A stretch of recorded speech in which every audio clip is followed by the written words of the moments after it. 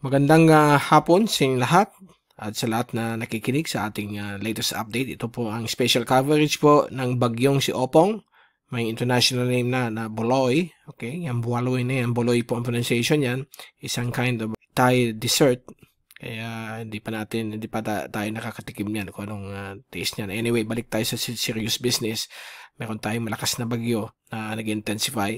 Baka maging typhoon po, pagdaan po dito sa Bicol.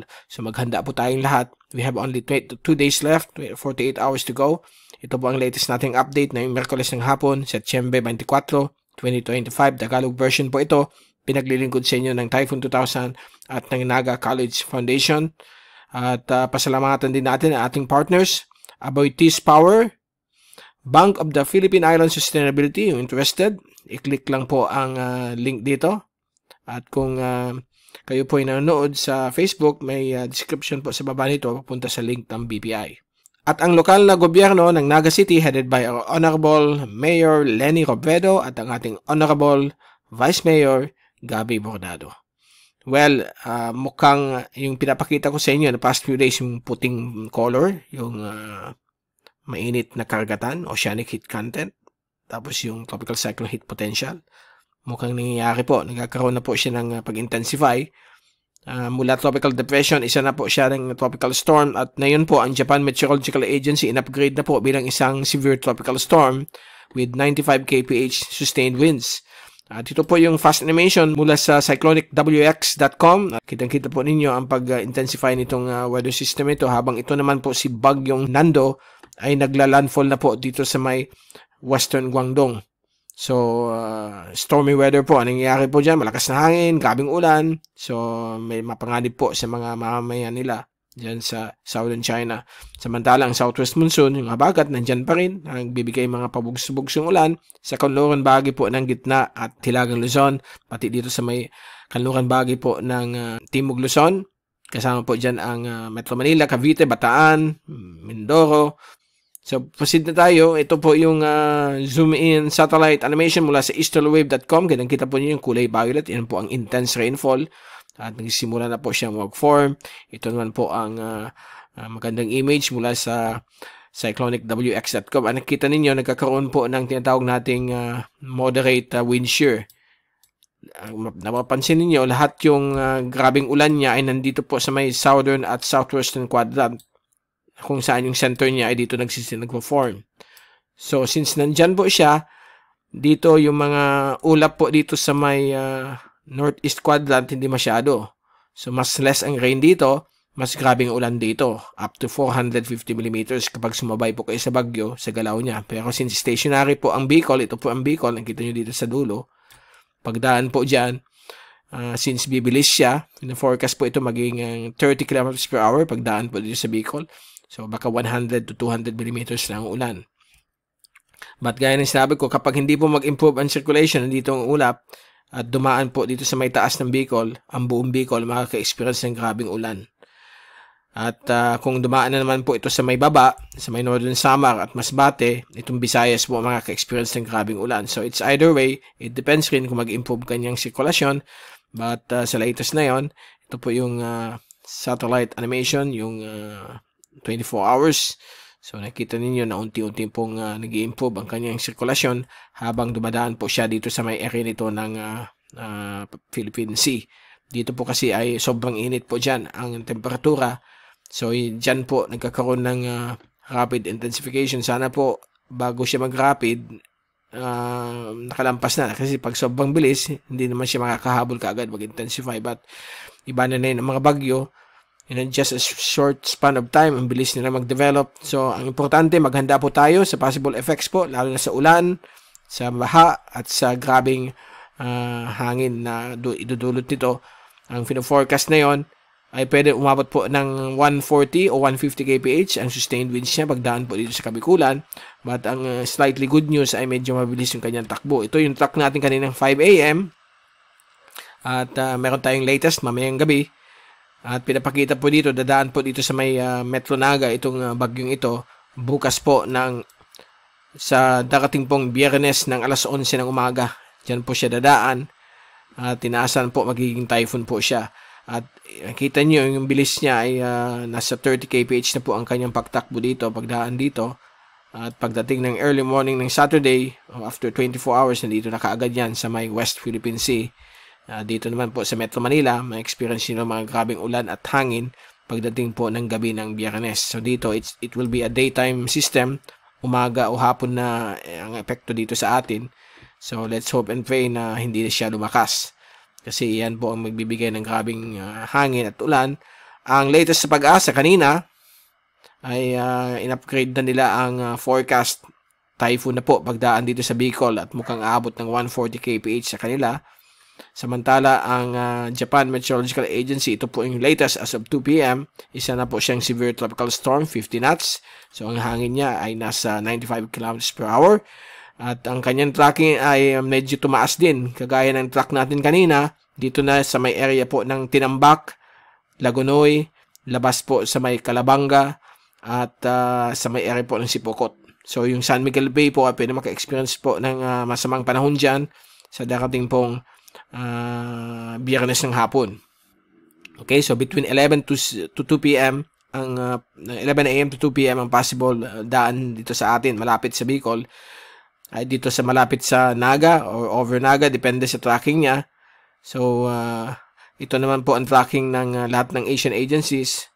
At pinapakita dito, pag i-refresh natin, kasama na po ang Japan, medyo umangat po ang tracking niya. Dito na sa may Partido, sa may area po ng malapit sa Partido. So, delikado po tayo sa mga grabing ulan dahil sa shape ng sirkulasyon niya, mas maraming ulan sa may southern quadrant niya. So, kung dumaan yan sa may coastal waters ng Partido, o sa may Partido o Catanduanes, magsasuffer po tayo ng grabing ulan. Ang Rinconada, ang Naga, Iriga, pati na po ang Albay, Sorsogon.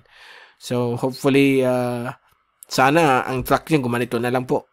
Pag gumanyan siya, wala pong problema. Kaya lang problema natin, nandito po yung malahiganting high pressure area. Siya po ang nag-push doon sa bagyong si Nando. Dito kasi dumaan si Nando, gumanyan. So, yan ang nagpupush na yon. Nandyan pa rin siya, quasi stationary, itong high pressure. Kaya, hindi nakakaakyat itong si Opong. At ito naman po ang track ng JTWC sa may Sorsogon at Legazpi ang landfall. Alas 10 ng umaga sa Friday. So, dyan po siya dadaan. At 120, magiging 130 kph. Hina lang siya dahil po magkakaroon ng interaction sa landmass ng Kabikulan, Visayas. Pero sa bilis niya yan, baka ma-maintain yung kanyang lakas. Kung i-refresh natin ito, kung nandyan na yung 2 p.m. forecast, wala pa rin. So, mamaya pa po yan. Bukas, pagbalik natin, bibigay natin sa inyo yung pinaka-latest. So, signal number 1 na yun, nakataas na yun sa Northern Samar, Samar at Eastern Samar. So, makaka-experience sila ang hangin hanggang 63 km per hour simula bukas. Okay? Kasi within 36 hours, so bukas ng hapon pa nila ma-experience yan, ang hangin dyan. And then, ito po ang tracking mula sa CIMSS. Ito yung track ng Joint Typhoon Warning Center. Yan yung bagyo. Ito po ang oceanic heat content. Ayun, pulang-pula. Ang problema, pag dumaan po siya dyan, baka mag-rapid intensificaciones o rapido in my term. Sana hindi po mangyari po yan. Pray natin. Ako nag-worry din sa mga kababayan natin. Kawawa naman po sila. Okay, ma-affectuhan na naman ng bagyo halos every year. Kaya importante, ka-adapt tayo, maging resilient enough. Ito yung another image ng OHC, ang oceanic heat content or yung tinatawag nating tropical cyclone heat potential. Talagang grabe po ang init dito. So, dadaan po ang bagyo dito. So, let's hope and pray na hindi po siya maging category 3. Or, kasi may mga forecast na pwedeng umabot ng 180 km per hour ang hangin. Although, wala pa dito. Kung i-refresh natin ito, latest, tingnan natin yung 06. Kung papasok na po. Okay. Kita natin ang 06. That's 2 p.m. Yan po yung latest. Wala pa. So, yan pa lang po. Base po sa forecast, ito September 26, nandito sa pagdaan malapit dito sa atin. Ito yung inaasahan pong hangin. Pwedeng umakyat siya sa 140-130 kph. Ang pinaka-minimum nasa tropical storm lang po. 85, 75. Ang dahilan po niyan, dahil po lalakas po yung tinatawag nating, lipat po natin yan, mukha natin dyan. Ito yung wind shear. Wind shear, upper level winds, nasira po ang mga organisasyon ng bagyo kapag dumadaan sila. Kaya lang pag malakas na, minsan na-offset kasi ng mainit na dagat. Kaya tingnan natin kung kaya nitong deep shear. Lalakas po ang wind shear up to a high of 55 kph. Kapag lumakas yan sa September 26, baka hindi lumakas yung bagyo. So yan ang i-pray natin. Kaya lang problema natin yung ulan. Wala yatang way. Talagang magkakaroon tayo ng rainfall. Ang way na lang, mabilis yung kanyang takbo. So baka 12 hours lang yung kabing ulan dito sa Naga at ibang parte ng Bicol.